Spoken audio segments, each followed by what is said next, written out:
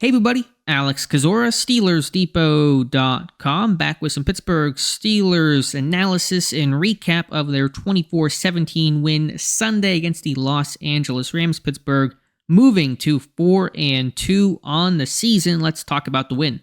And really, I can just tell you guys, go listen to the Ravens game or go listen to the Browns game. Listen to those ones because it's such a copy and paste way of in which Pittsburgh wins, but you take him at this point and you try to win through this adversity, and hopefully things get better later in the season. But really, same old script of Pittsburgh in the first half, just hanging on, just doing enough to keep the score down, get a couple stops, have some fortunate miscues by the opposition. We got, 3 missed field goals, 2 field goals, an extra point from Brett Maher, the Rams kicker, a couple of drops by Cooper Kupp, got a couple sacks, a couple third down stops, bend but don't break. Offense doing basically nothing. Defense makes a splash play in the second half, gives the offense a short field. They punch it in. Fourth quarter, offense comes alive. Defense shuts it down, and that's the end of the story. I mean, it's the same story. It's the same thing every single time. But there were some strides made in this one, and certainly you see the offense come alive in the fourth quarter, getting Diontae Johnson back in this game. You felt like Pittsburgh, even when they weren't scoring, they were at least able to string together some drives and not be so 3 and out and as lackluster. It's a low bar we're setting, I know, but there was some improvement there. The run game overall, slower start, but they ran pretty effectively as we've seen them run all season. You saw some guards on the move, some pulling, some dart scheme with a backside tackle, and Dan Moore wrapping around. And I think that's really important against a Rams front that plays this 5-2, and they try to really stack things up front. If you get past that first level, you have some running room there. And when you pull that, guard or pull that tackle, you're getting an extra number to your advantage in the run game. And that's, going to be a real benefit to you. And it was overall. Just situational football. Third down offense was terrible, but red zone football, they were lacking opportunities. They've run, coming into this game, 21 plays in the red zone all season long. I don't know how many they ran today, but it felt like almost 21, and they were 3 for 3 in the red zone, and they were, I think, 2-9 or 3-9, whatever it was, coming into the season, coming into this game, I should say. So just much better in terms of finishing some drives they routinely were not prior to this game, and of course had 0 rushing touchdowns through the first 5 weeks. That was a franchise first, and you have 3 in 1 game, so that's football for you overall. But I did think the offensive line did a better job across the board.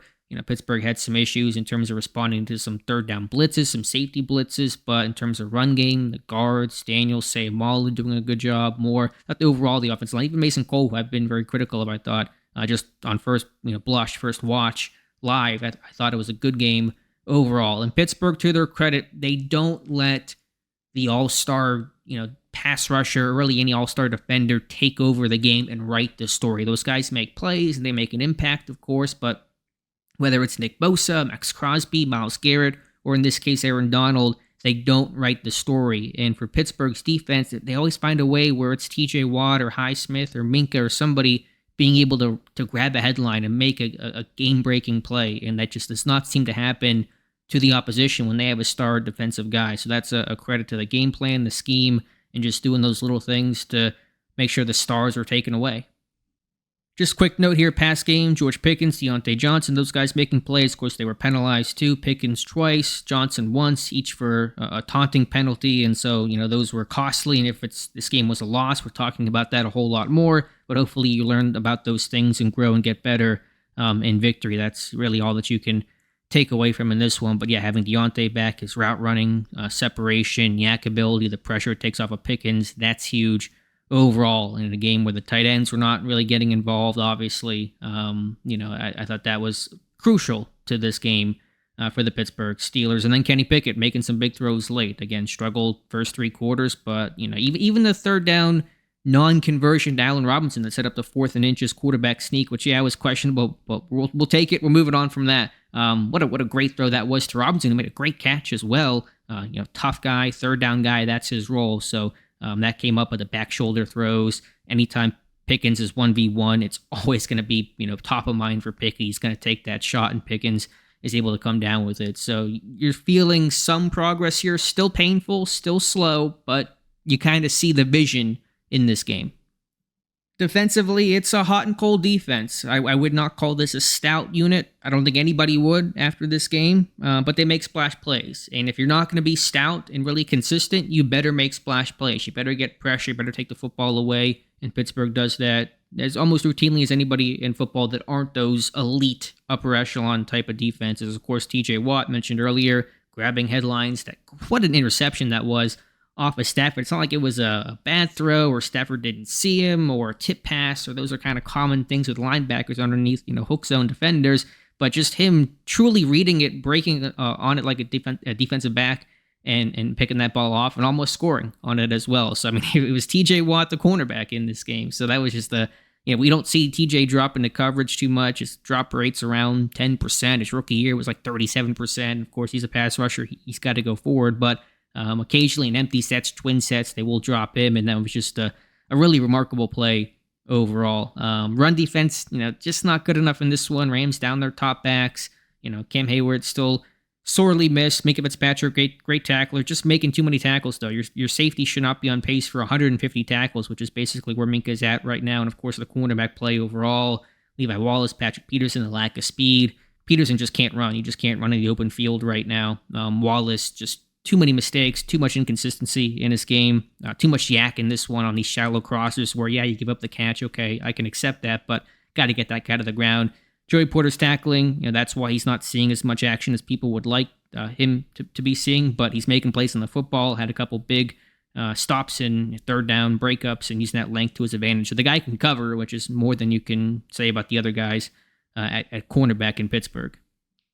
And then got to shout out the specialist, Chris Boswell, Presley Harvin. Solid Boswell from 53. He made his 53-yarder. Brett Maher, the Rams kicker, missed his 53-yarder. That's a big difference in a 7-point game, clearly. And then Harvin, not all great punts, but overall, I think his ability to pin deep in some of those situations where, you don't want the touchback, but you don't want them to have the ball to 21. Can you get it inside the 10, pin him deep? Harvin has done that really well, dating back to training camp prior to getting hurt, and then his first game back against the Rams. So that's been a real weapon for a defense that can back offenses up, and that'll create, short fields for Pittsburgh's offense. It really has a big impact.